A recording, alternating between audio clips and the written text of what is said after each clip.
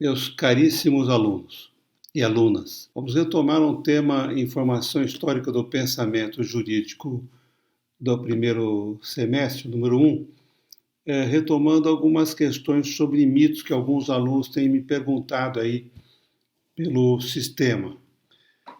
Só gostaria de lembrar para vocês, recordar com vocês, já que é um assunto extremamente rico em termos de estrutura do pensamento jurídico, lembrar que Dante Alighieri, que foi professor e formado em Direito em Bolonha, quando terminava as suas aulas, ele dizia sempre para os alunos, em toscano, já que o Dante é o pai da língua italiana, Io te lo meso innanzi, or per te ti ciba.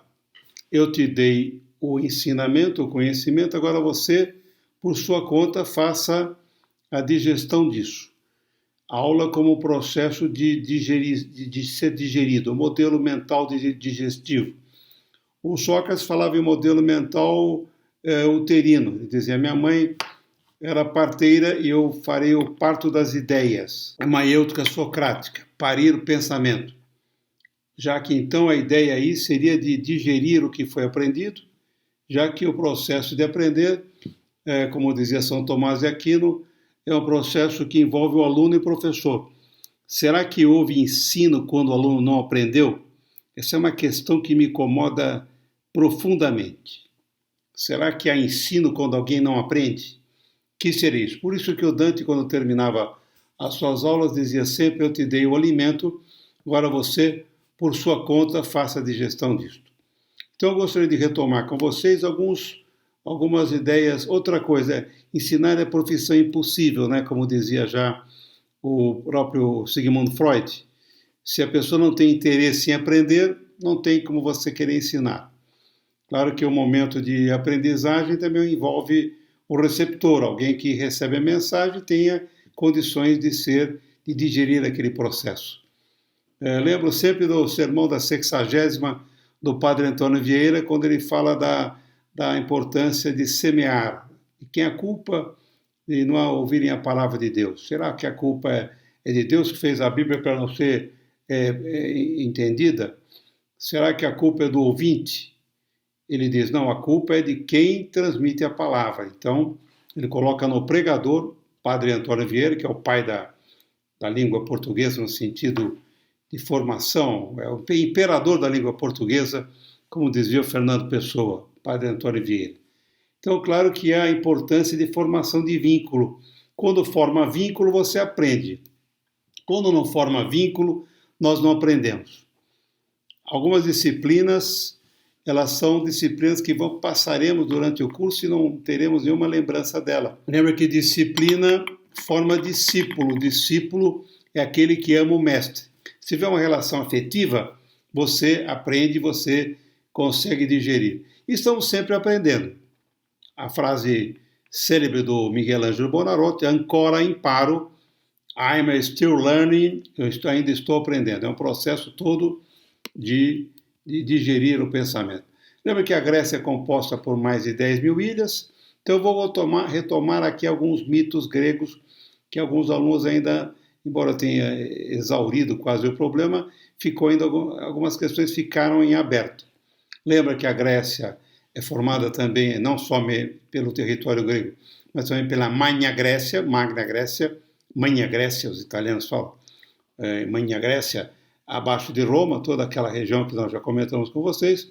O Império, a primeira globalização aconteceu no Egito, a segunda globalização aconteceu na Grécia, terceira globalização Roma, quarta globalização Portugal, quinta globalização Estados Unidos da América, sexta globalização China. Será? Essa é na visão do professor Miguel Reale, que sempre debatia esses assuntos. Então a importância de ter o alimento para você receber esse alimento. E é fundamental que haja um vínculo estético, artístico, já que toda a formação nossa, ela envolve conhecimentos mais abertos também das questões do mito. Sempre os mitos serão importantes para você armazenar o pensamento filosófico. Claro que então teremos algumas recordações aí de alguns pensadores importantes. Lembrar dos 4 mitos que nós falamos insistentemente agora. Primeiro mito, Procusto. Procusto era um ladrão que existia na Grécia, na Grécia, que esse ladrão ele pegava as pessoas, as prendia, colocava na cama, no leito dele. Se elas fossem maiores que o leito, ele cortava as pernas. Se elas fossem menores, ele esticava. Procusto é conhecido também como o esticador. Ele tem 2 outros nomes, Damastes e Procrustes, ou Procustes, ou Procrustes, ou Damastes, é o mesmo autor. Então ele não furtava, ele roubava a pessoa, colocava na sua cama de ferro. Se ela fosse menor, ele esticava. Se ela fosse maior, ele amputava as partes. O Procusto simboliza o direito positivado da lei. O nosso direito no Brasil é um direito positivado. Está lá na bandeira. É claro que na época da Grécia Antiga não havia o positivismo, que foi inventado por Augusto Conte. E o nosso direito é positivista, o direito penal é positivista, baseado na lei, direito civil é positivista, tributário. O nosso direito é basicamente um direito positivo. A nossa bandeira é positivista. O movimento de Benjamin Constant, que era professor lá na Escola Militar do Rio de Janeiro. Aliás, o Benjamin foi professor de Euclides da Cunha, que também tinha uma visão inicialmente positivista, depois ele muda. Com Canudos, ele percebe que o positivismo não resolveria o problema de Canudos. Mas Procrustes ou Damastes coloca a pessoa na cama, no leito de ferro, se for maior, corta as pernas, se for menor, estica. É o esticador. Simboliza a lei, a questão, lemos a lei e interpretamos o que está no texto da legalidade. Por analogia, falamos em direito positivo. A nossa bandeira está escrito ordem e progresso, mas é amor, ordem e progresso. Amor por princípio, ordem e progresso. Então, se houver ordem, há progresso. Nem sempre. Sabemos que na ciência a coisa não é tão simples assim, é mais complexo. Em ciências humanas, como a nossa área, nunca sabemos se acertamos ou erramos ao obedecer a um sentimento, como diz o Milan Kundera e na Insustentável Leveza do Ser. Não dá para voltar atrás para reexperimentar um sentimento que nós tivemos ou perdemos. Em ciências humanas, o nosso objeto é o ser humano. A fonte primordial do direito é o ser humano. É a essência do homem. A lei é fonte, mas a lei é feita para o ser humano. Então, lembrar que Procusto, por analogia, seria embasado o direito positivado, direito da lei. Já nós acompanhamos também com vocês a régua de Lesbos, ou da equidade de Aristóteles. Quando nós colocamos a flexibilidade, quando ele coloca a questão da flexibilidade. Né? Na verdade, a questão da visão do direito flexível, lembrar sempre essa questão da interpretação dos fatos. Ao ver um fato, eu vou sempre tentar interpretar a questão do local onde eu estou. Lesbos é uma ilha grega, próxima, hoje está muito próxima da Turquia, e essa ilha tem vários rochedos. Então não dá para medir nessa ilha os casos a partir de uma trena que seja rígida, tem que ter uma trena flexível de chumbo. É a régua de chumbo flexível, é a equidade aristotélica. Sempre lembrar que essa ideia é da régua de Lesbos do Aristóteles. Então, medir a partir das reentrâncias do processo. Ao analisar um processo, eu vou ver o que aconteceu no caso concreto, com a realidade social, com a realidade psíquica, com a realidade econômica. Não posso analisar friamente na mesa da lei. Tem que ter uma visão flexível. Então, lembrar que a régua de Lesbos, por analogia, seria a ideia da flexibilidade. Lembre que a analogia, Platão era uma pessoa genial, porque ele disse: a Terra deve ser redonda. Por quê? Porque a Lua é redonda, o Sol é redondo, e por analogia deve ser redonda. Olha a visão da lógica de Platão. Foi professor de Aristóteles. Então, sempre essa ideia de uma lógica interpretativa. Quer dizer, olhar sempre o aspecto da lei, mas veja o caso concreto. Lembra que pro custo, não, ele põe a pessoa na sua cama e, de acordo com a sua interpretação, ele fazia a sua percepção. Tá certo? Outro mito importantíssimo, talvez eu sou apaixonado por esse mito, por essa peça do Sófocles chamada Antígona, porque nos mitos nós nos identificamos com alguns personagens. Nós comentamos com vocês a Oresteia, e que na hora do Eurípides, do Ésquilo, aliás, o Antígona é de Sófocles, mas na Oresteia ele fala que o teatro nasce na Grécia, mas lembrando do Ariano Suassuna, o teatro grego nasce na Grécia, o teatro brasileiro nasce no Brasil. É claro que nós lembrarmos sempre da questão cultural. Vivemos num país que a cultura é uma coisa fantástica, nós sempre falamos a língua mais doce. Miguel de Cervantes dizia que o português é o espanhol adocicado, uma língua riquíssima. Mais de 450 mil verbetes. Para falar o tupi, o índio fala 2.300 letras, palavras, 2.500 palavras, você domina o tupi. Mas o português são quase 4.500 verbetes, língua complexa. E apaixonante, porque ela tem uma diversidade polissêmica. Então, Antígona, o que acontece? É a peça de Sófocles, Édipo Rei, Antígona. Lembra que Édipo é filho de Laio com Jocasta. Tiresias é o intérprete que vai dizer a Édipo: olha, menina, você fuja de Tebas. O fato acontece em Tebas, porque há uma profecia aqui que você vai matar o seu pai. Então você fuja de Tebas. E ele foge. Mas na adolescência ele encontra um velho no seu caminho, ele tenta passar pelo caminho, não consegue, o velho o impede, eles entram em luta corporal até que ele mata o Alaio, sem saber que é o pai dele, e vai para Tebas, desposa a rainha Jocasta sem saber que é a mãe. E tem 4 filhos com ela. É interessantíssima essa ideia dos 4 filhos. Ismênia, Antígona, Etéocles e Polinices. Quando ele fica sabendo que casou com a mãe, e tem 4 filhos com a mãe, Jocasta, ele arranca com as mãos os seus olhos, simbolizando todos nós. Quem é o Édipo? Somos nós. Os personagens gregos estão todos embutidos conosco. Eu me identifico muito com Antígona, porque eu vejo esses personagens de um valor criativo enorme da peça do Sófocles. Então, Antígona, você é Édipo. Édipo somos nós, que andamos cegos à procura de uma profissão, do reconhecimento. Então, lembrar que essas histórias gregas têm importância hoje também.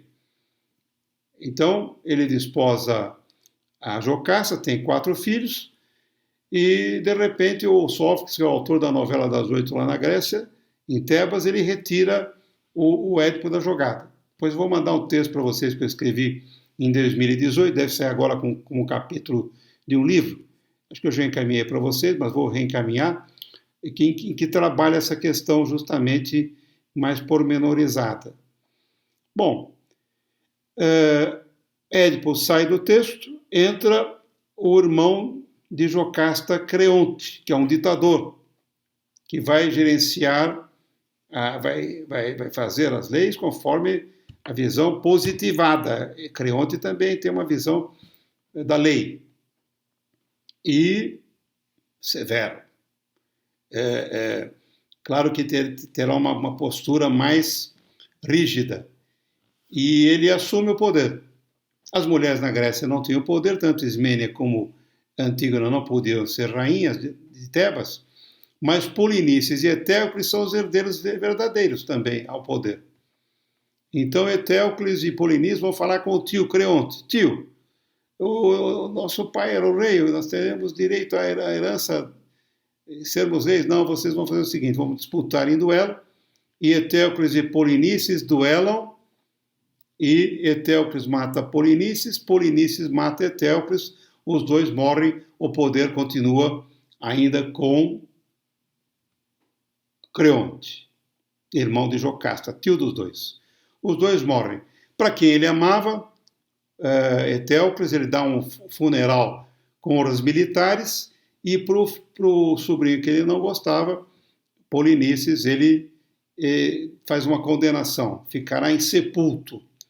Lembra que na Grécia Antiga, a pior condenação é uma pessoa ficar sem sepultura.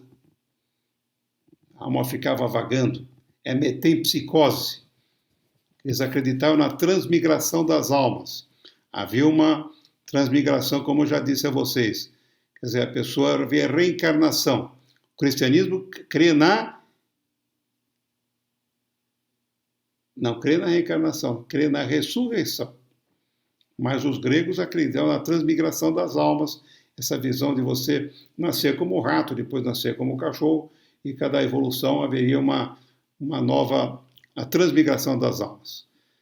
Muito bem. Para Polinices, então, quem sepultasse seria enterrado vivo. E Antígona, vendo seu irmão sendo comido pelos cães e pelos abutres de dia à noite devorado pelos cães, vai lá e sepulta o irmão. É o exemplo do amor fraterno ao sepultar seu irmão. O que acontece, então? Ela é presa por Creonte, os soldados de Creonte vão lá, prende Antígona e ela é condenada a ser enterrada viva. Só que o irmão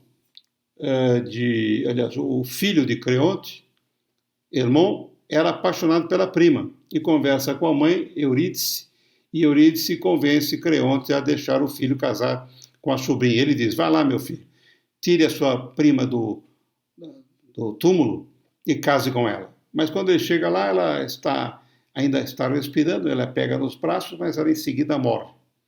Ele, vendo a amada morta, se mata. A mãe Eurídice, sabendo que o filho morreu por causa dela, também se mata. Como eu brinquei com vocês, tragédia grega é pior que novela mexicana, termina por falta de personagens. Então, claro que essa ideia, nós todos nos identificamos com esses personagens. Especialmente nessa tragédia antiga, acho que é a peça mais importante do teatro grego.